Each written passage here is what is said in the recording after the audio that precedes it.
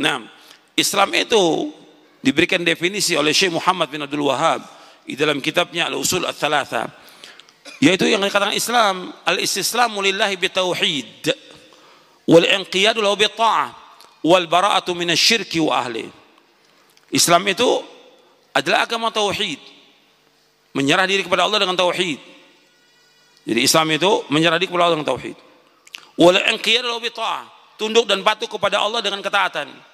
Wal bara'atu minasyirki wa ahli, dan berlepas diri kesyirikan dan orang-orang berbuat syirik. Ini Islam. Jadi Islam itu adalah agama penyerahan diri secara total hanya kepada Allah saja. Penyerahan diri secara total hanya kepada Allah. Kita ini hamba Allah, bukan hamba makhluk.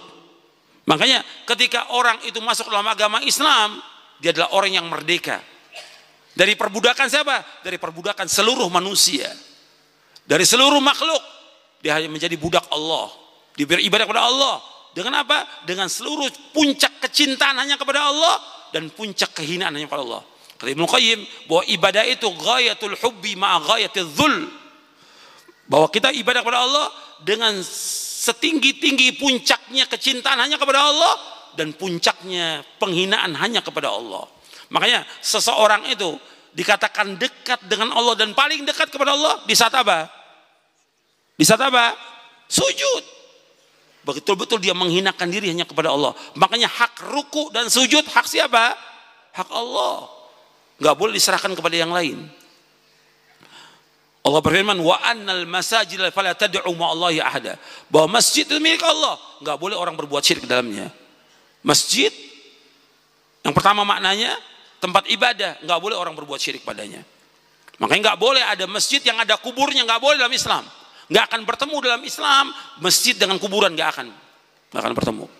Dan tidak boleh, karena di situ akan terjadi apa? Kesyirikan dalamnya. Wa annal masajida fala tad'u ma'allahi ahada. Yang kedua, mana masjid dalam surah Jin itu adalah anggota sujud. Semua anggota sujud kita itu milik Allah. Nggak boleh kita ruku, nggak boleh sujud, melainkan hanya kepada Allah saja. Nggak boleh. Nggak boleh orang membungkukkan badan, nggak boleh kepada Allah. Kan banyak manusia yang membungkukkan badan. Kan suka ya di sini, gini, ya, permisi, nggak boleh dalam Islam, nggak boleh. Bungkuk itu hanya kepada Allah, ruku itu hanya ke Allah. Begini aja nggak boleh, begini nggak boleh, apalagi sungkem nggak boleh. Paham? Membungkukkan badan nggak boleh. Nabi melarang ketika ada sahabat salaman dengan Nabi. Ya Rasulullah, ayanhani ba'duna? La, kata Rasulullah. Apakah boleh seorang dari kita membungkukkan? Nggak boleh, kata Nabi. Betul-betul ruku dan sujud adalah milik Allah. Makanya Nabi ketika ada seorang sahabat sujud, Nabi marah. Karena sujud hak Allah. Sampai Nabi mengatakan, "Lau kuntu amiran ahadan ayyasjuda li ahadin la amartul mar'ata ayyasjuda li zawjiha." Kalau seandainya boleh orang itu sujud kepada orang, aku akan suruh seorang wanita, seorang istri sujud kepada suaminya. Kalau boleh, tapi itu nggak boleh. Karena anggota sujud ini hak siapa? Hak Allah. Makanya kecintaan kita kepada Allah dan kehinaan kita kepada Allah. Di saat kita sujud, itu betul-betul penghinaan diri kita hanya kepada siapa? Kepada Allah. Di saat itulah orang itu dekat dengan Allah. Sampai Nabi mengatakan SAW dalam hadis yang sahih, aqrabu ma yakunul abdu min rabbihi wa huwa sajidun fa'khirud du'a, kata Nabi. Hadis ini sahih riwayat Muslim. Sedekat-dekat seorang hamba kepada Allah di saat sujud, banyakkan doa. Karena dekat dia kepada Allah. Dia munajat kepada Allah. Kenapa? Dia betul-betul menghinakan diri kepada Allah. Jadi betul, antum perhatikan bahwa agama Islam totalitas kita hanya kepada Allah. Perhatikan nih, definisi dari Islam tadi apa? Al-istislamu lillahi bitauhid wal inqiyadu lahu bitta'ah wal bara'atu minasyirki wa ahli. Islam itu adalah ketundukan, kepasrahan secara totalitas hanya kepada Allah saja. Jadi kita tunduk patuhnya kepada Allah, cinta kepada Allah, mengharap hanya kepada Allah, takut kepada Allah, bertawakal hanya kepada Allah, bertakwa hanya kepada Allah. Kita istighatsah hanya kepada Allah, kita menyembelih karena Allah, bernadar karena Allah. Seluruh bentuk ibadah kita lakukan hanya kepada Allah. Itu namanya tauhid. Makanya ayat yang kita ulang-ulang setiap hari, iyyaka na'budu wa iyyaka nasta'in. Hanya kepada Engkau ya Allah kami beribadah, hanya kepada Engkau saja ya Allah kami mohon tolong. Enggak kepada yang lain, tidak. Ini pasrah kepada Allah. Tidak berpaling kepada makhluk, tidak, kepada Allah. Totalitas kepada Allah, mintanya kepada Allah, jangan kepada yang lain. Takut dan harap dan cinta kepada Allah, ini rukunnya ibadah. Cinta, takut dan harap merupakan rukun ibadah. Al-hubbu wal khawfu wal raja, itu termasuk rukun ibadah yang kita tujukan kepada Allah saja. Totalitas tauhid hanya kepada Allah. Kemudian yang kedua, definisi Islam, wal inqilu bi ta'ah, tunduk dan patuh kepada Allah dengan ketaatan.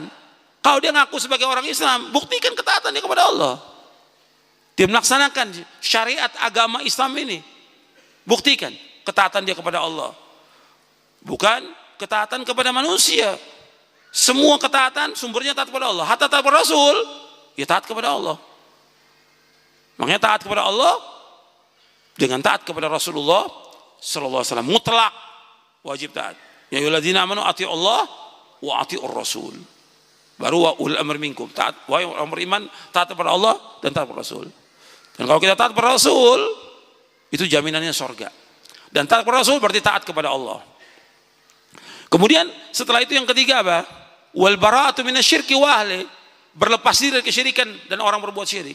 Kalau dia sebagai orang Islam, dia harus berlepas diri. Nah, ini yang kita akan bahas tentang tafsir tauhid. Harus berlepas diri. Banyak orang Islam nggak berlepas diri kesyirikan, masih melakukan kesyirikan, masih melakukan ibadah kepada selain Allah. Dia ibadah kepada Allah, tapi dia ibadah juga kepada selain Allah. Dia ibadah kepada Allah, dia ngaku Islam, tapi dia masih bergabung dengan orang-orang musyrikin, kafirin. Ini nggak benar syahadatnya dia. Maka sebelum saya masuk kepada pembahasan bab yang ke-6 dari kitab tauhid ini, saya akan bacakan tentang pentingnya kalimat tauhid ini. Ini kalimat yang sangat penting. Artinya kalimat ini yang kita ucapkan, asyhadu an la ilaha illallah wa asyhadu anna Muhammad Rasulullah, betul-betul harus kita camkan, kita yakini dengan sebaik-baiknya. Sebab apa? Tegaknya langit dan bumi ini ya dengan kalimat ini. Orang itu masuk surga, masuk neraka dengan kalimat ini. Kalau dia ucapkan kalimat, dia laksanakan, surga. Kalau dia nggak laksanakan, neraka. Dengan kalimat ini terjadi perang antara kaum muslimin dengan kafirin. Saya bacakan penjelasan Al-Imam Ibnu Qayyim Al-Jauziyah di dalam kitabnya Zadul Ma'ad. Sebelum kita masuk pada pembahasan kitabnya, kitab tauhid. Kata Al-Imam Ibnu Qayyim Al-Jauziyah rahimahullah, beliau hidup abad ke-7 ya. Abad ke-8, dia wafat tahun 751 Hijriah. Kata beliau begini, wa asyhadu an la ilaha illallah wahdahu la syarikalah, kalimatun qamat biha al-ardu was samawat wa khuliqat li ajliha jami'al makhluqat wa biha arsalallahu ta'ala rusulahu wa anzala kutubahu wa syara'a syara'i'ahu wa li ajliha nusibatil mawazinu wa wudi'ad dawawinu wa qama sawqul jannati wan nar wa biha inqasamatil khaliqatu ila al-mu'minina wal kuffar wal abrari wal fujjar fahiya mansha'ul khalqi wal amr wal thawab wal iqabu wa hiya al-haqqu alladhi khuliqat lahu al-khaliqah wa anha wa an huquqiha as-su'al wal hisabu وعليها يقع الثواب والعقاب وعليها نصبت القبلة وعليها أسست الملة ولأجلها جردت سيوف الجهاد وهي حق الله على جميع العباد فهي كلمة الإسلام ومفتاح دار السلام وعنها يسأل الأولون والآخرون فلا تزول قدم العبد بين يدي الله حتى يسأل عن مسألتين ماذا كنتم تعبدون وماذا أجبتم المرسلين فجواب الأولى بتحقيق لا إله إلا الله معرفة وإقرارا وعملا وجواب الثانية بتحقيق أن محمد رسول الله معرفة وإقرارا وانقيادا وطاعة. Saya bacakan dulu yang pertama. Dan saya bersaksi bahwa tiada ilah yang berhak diibadahkan hanya Allah. Tidak ada sekutu bagi Allah. kalimat ini, kalimat la ilaha illallah, tegak dengannya bumi dan langit. Diciptakan karenanya seluruh makhluk. Allah ciptakan seluruh makhluk dengan kalimat la ilallah, agar semua makhluk ini mengesahkan Allah, beribadah hanya kepada Allah. Dan dengan kalimat ini la ilaha illallah, Allah utus semua rasul-rasulnya. Dan dengan kalimat ini la ilaha illallah, Allah turunkan semua kitab-kitabnya. Semua kitab yang Allah turunkan intinya menegakkan kalimat apa? Kalimat tauhid, kalimat la ilaha illallah. Dan Allah mensyariatkan syariat semuanya untuk menegakkan kalimat ini. Makanya pembahasan tentang syariat atau fikih harus ditegakkan kalimat tauhid lebih dahulu. Kalau nggak kosong, nggak ada ruh dan nggak ada cahaya, tidak ada hidayah. Ini dulu yang pertama kali pembahasan. Kaitkan semua dengan tauhid, karena ini Allah syariatkan semua syariat untuk menegakkan tauhid. Seperti kita sholat. Apakah sholat cuma syariat aja, fikihnya kita pelajari tentang wudhu? Tidak. Yang paling pokok, bagaimana dia mengikhlaskan ibadah kepada Allah, menegakkan tauhid kepada Allah. Itu yang paling penting ketika sholat. Dan ittiba kepada Rasulullah Sallallahu Alaihi Wasallam. Itu yang pertama dulu. Dia ikhlas atau tidak. Makanya ini Allah mensyariatkan syariatnya untuk menegakkan tauhid. Wali ajliha nusibatil mawazin. Dan dengan kalimat ini ditegakkan timbangan pada hari kiamat. 2 daun timbangan akan ditegakkan dari kiamat. Makanya yang paling berat timbangannya kalimat apa? La ilaha illallah. Seandainya 7 bumi, 7 langit ditimbang, la ilaha illallah satu timbangan, yang paling berat kalimat la ilaha illallah dari kiamat nanti. Kemudian diletakkan semua catatan amal dengan kalimat tauhid ini. Dan orang digiring ke sorga atau ke neraka dengan kalimat tauhid. Dan dengan kalimat ini terbagi manusia menjadi orang-orang yang beriman dan menjadi orang-orang kafir. Dengan kalimat tauhid ini. Menjadi orang-orang yang baik atau orang yang jahat. Ini merupakan sumbernya penciptaan dan sumbernya perintah. Begitu juga ganjaran dan siksaan. Kalimat inilah kalimat yang hak yang diciptakan seluruh makhluk. Dan dengan kalimat ini dan tentang kalimat ini dan tentang hak-hak kalimat ini akan ditanya semua manusia di hari kiamat nanti, dan akan dihisap oleh Allah pada kiamat. Dan dengan kalimat ini akan tegak semua ganjaran dan juga semua hukuman. Dan dengan kalimat ini ditegakkan kiblat. Dengan kalimat Allah ditegakkan kiblat. Kita nggak akan tahu tentang kiblat kecuali setelah didakwakan dakwah tauhid. Dan dengan kalimat ini ditegakkan seluruh agama. Agama para nabi ditegakkan di atas kalimat tauhid la ilallah. Dan agama Nabi Muhammad SAW ditegakkan di atas kalimat ini. Dan ini yang didakwakan oleh seluruh nabi dan seluruh rasul alaihimussalatu wassalam. Dan dengan kalimat ini dihunus pedang untuk jihad di jalan Allah. Ketika orang-orang kafir diajak untuk mengucapkan kalimat Allah, mereka tidak mau, didakwakan tidak mau, maka perang melawan mereka untuk menegakkan kalimat tauhid. Makanya ketika semua manusia sudah beriman, nggak ada lagi perang, nggak ada lagi jihad. Karena tegaknya jihad untuk menegakkan kalimat apa? Kalimat tauhid. Makanya jihad itu dikatakan litakuna kalimatullahi yal ulia, agar kalimat Allah itu yang paling tinggi. Kalau sudah mengucapkan semuanya, nggak ada lagi jihad. Kemudian kalimat ini merupakan hak Allah atas semua hambanya yang wajib kita beribadah kepada Allah. Ini kalimat Islam dan ini kunci Darussalam, kuncinya sorga. Maka judul pembahasannya apa? Bahwa miftahul jannah la ilaha illallah, kuncinya sorga la ilaha illallah. Kalau dia nggak mengucapkan kalimat ini, tidak memahami kalimat ini, tidak meyakini kalimat, tidak mengamalkan, nggak akan bisa masuk sorga. Sorga itu diberikan kepada orang mengucapkan kalimat ini dengan benar, dengan jujur, dengan yakin, dengan ikhlas, mencintai kalimat ini dan menerima syariat ini. Dia memahaminya, mengamalkannya, dan dia mendakwakannya. Ini akan masuk sorga dia.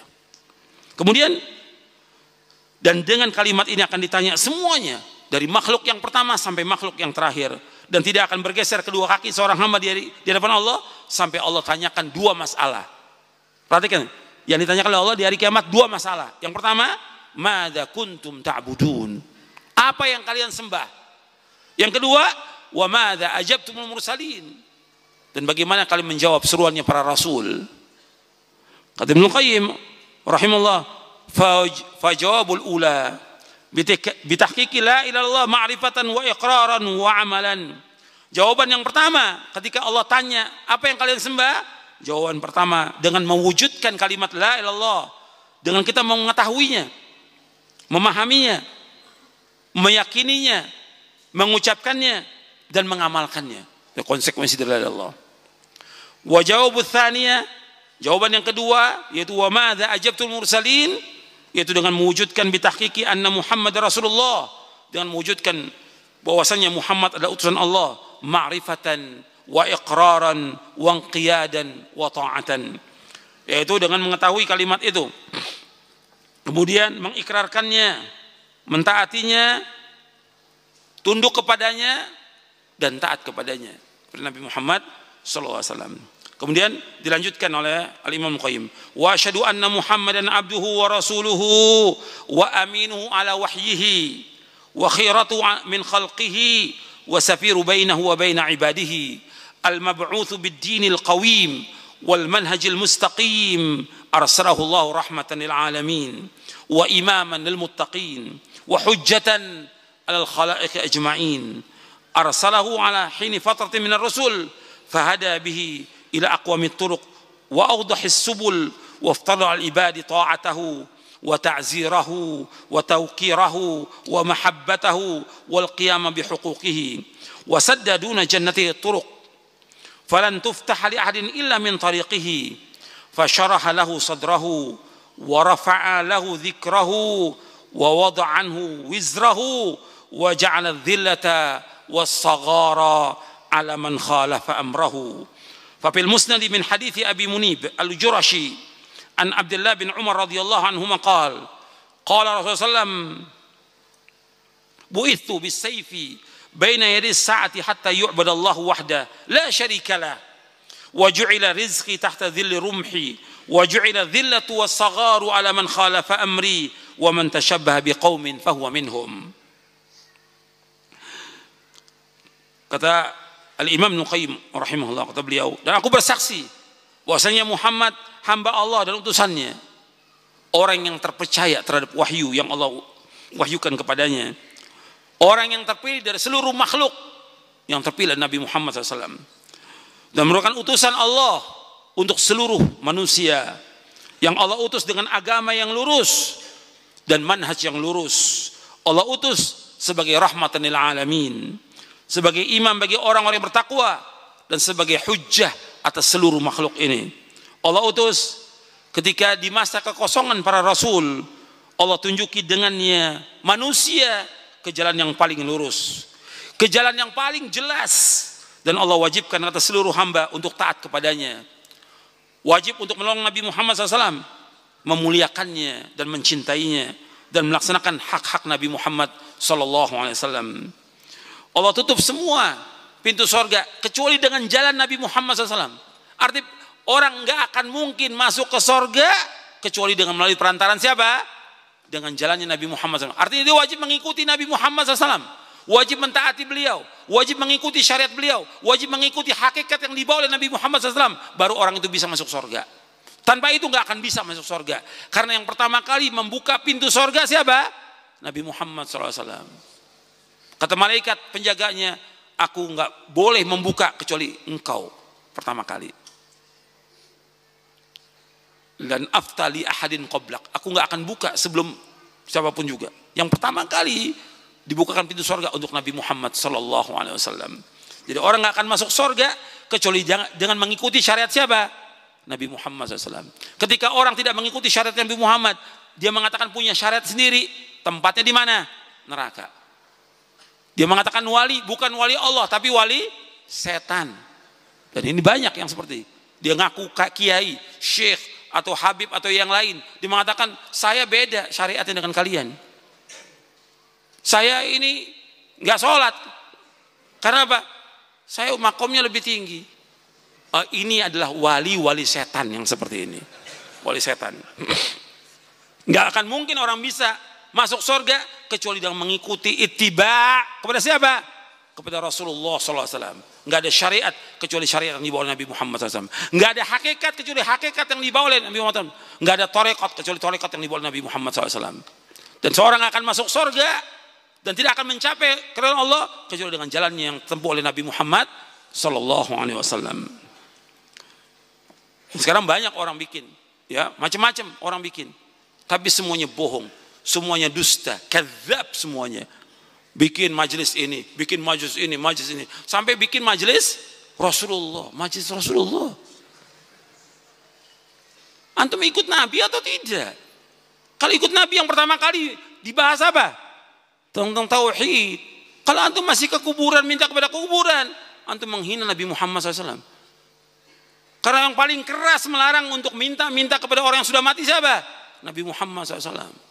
Dan nanti saya akan bawakan dalil-dalilnya, penjelasannya. Kemudian tidak akan seorang pun bisa dibuka pintu sorga kecuali dengan jalan Nabi Muhammad SAW. Maka Allah lapangkan dadanya Nabi Muhammad SAW. Di dalam alam nasyrah laka sadrak itu. Diangkat derajatnya Nabi Muhammad. Sebutannya terus disebut. Setiap disebut nama Allah, mesti disebut nama Nabi Muhammad SAW. Dihilangkan semua beban-bebannya. Dan dijadikan kehinaan dan kerendahan bagi orang-orang yang menyalahi sunnahnya Rasulullah. Kalau orang menyalahi sunnah Rasulullah, itu pasti hina. Pasti hina. Sebab Nabi bersabda SAW dalam hadis yang sahih, dalam hadis yang hasan diriwayatkan oleh Imam Ahmad dalam musnadnya, dari Abi Munib Al-Jurasi dari Abdullah bin Umar radhiyallahu anhu, Rasulullah bersabda, aku diutus dengan pedang di hadapan hari kiamat sehingga manusia semuanya beribadah hanya kepada Allah saja, tidak ada sekutu bagi Allah.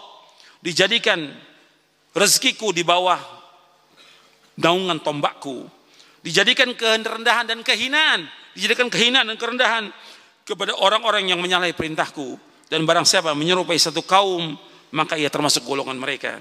Hadis ini diriwayatkan oleh Imam Ahmad dan sanadnya hasan, dihasankan oleh Syekhul Islam Ibnu Taimiyah dalam Majmu' Fatawa, dihasankan oleh Al-Hafidz Ibnu Hajar Al-Asqalani dalam kitabnya Fathul Bari, dan juga dihasankan oleh Syekh Al-Albani dalam Sahih Jami' As-Shaghir. Jadi ikhwan fillah, azakumullah, ini sebagai muqaddimah yang dibawakan oleh Al-Imam Ibnu Qayyim dalam muqaddimah kitabnya Zadul Ma'ad fi Hadi Khairil Ibad. Sekarang kita akan masuk kepada pembahasan tentang tafsir tauhid. Dan setiap muslim dan muslimah wajib mengetahui ini. Yaitu penjelasan tauhid bab yang ke-6. Dan syahadat la ilaha illallah. Asyhadu an la ilaha illallah wa asyhadu anna Muhammadar Rasulullah. Antum lihat kitabnya, syarah kitab tauhid bab yang ke-6 tentang tafsir tauhid.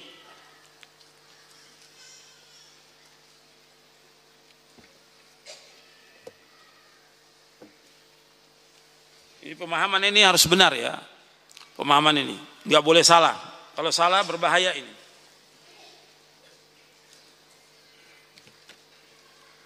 Banyak orang-orang yang mengucapkan kalimat ini, dia tidak paham kalimat ini. Dan orang-orang yang mengucapkan kalimat ini, dia tidak tahu tentang makna kalimat ini. Enggak tahu juga tentang rukun kalimat ini. Tidak tahu juga tentang syarat kalimat ini. Tidak tahu juga tentang konsekuensi dalam mengamalkan kalimat ini. Makanya kita harus paham tentang kalimat ini, kalimat la ilaha illallah.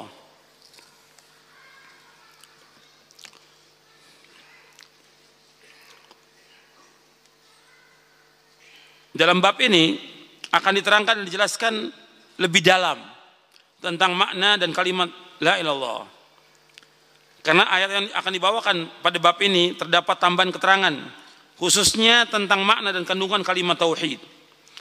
Di dalam ayat-ayat yang akan disebutkan nanti terdapat bantahan kepada orang-orang yang bergantung, artinya menggantungkan hatinya kepada para nabi dan orang soleh dengan berdoa dan meminta kepada mereka.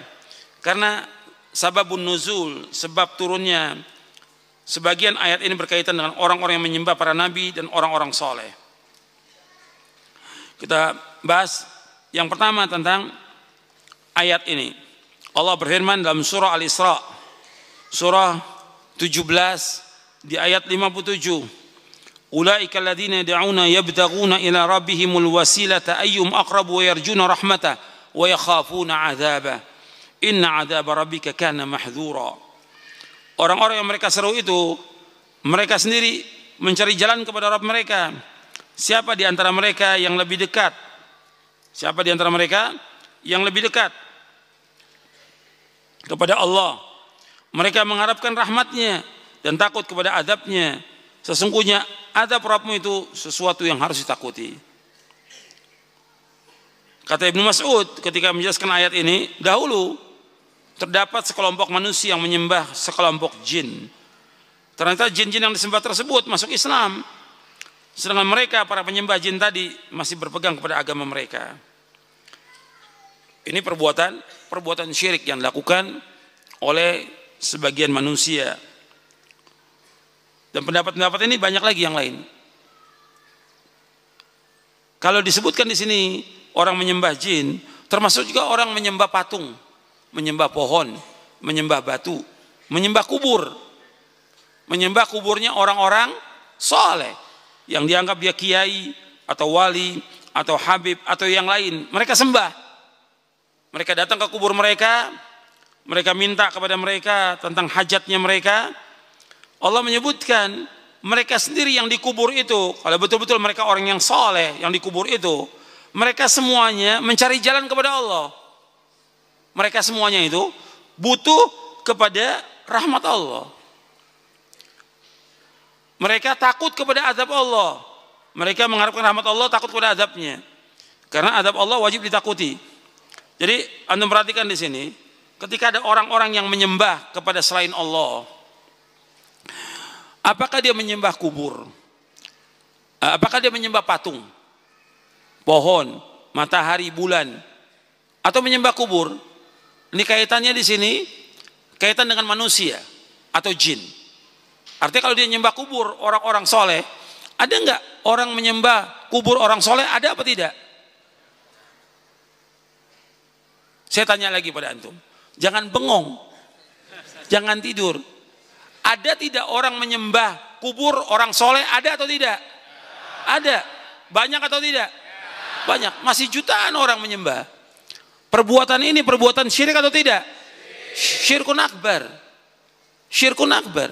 Dan orang yang datang ke kubur-kubur wali, kan ada ziarah ke kubur Wali Songo. Ziarahnya secara hukum syar'i boleh atau tidak ziarah kubur? Boleh ziarah kubur. Yang tidak boleh apanya sini? Meminta kepada orang yang sudah mati. Ziarah kubur dianjurkan oleh Nabi Muhammad SAW. Tujuan ziarah kubur memberikan salam kepada mereka, mendoakan mereka supaya kita ingat mati.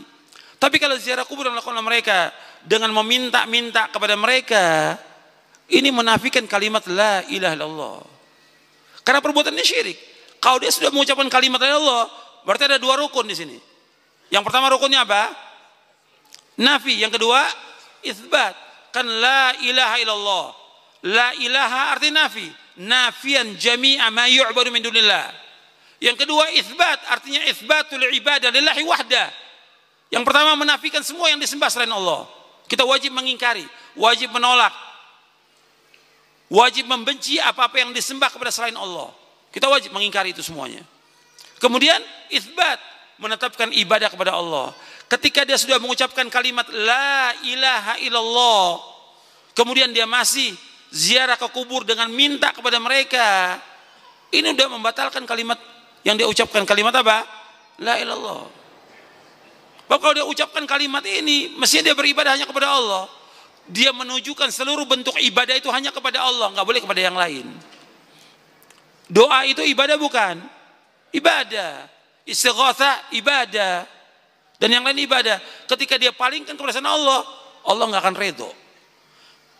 Yang disembah oleh mereka, yang mereka menangis, bersimpuh di situ, minta-minta, mereka yang dikubur itu semuanya mengharapkan rahmat Allah. Mereka orang-orang soleh ini mengharapkan rahmat Allah. Mereka juga takut kepada azab Allah. Mestinya mereka bukan kepada kubur itu, minta langsung kepada Allah.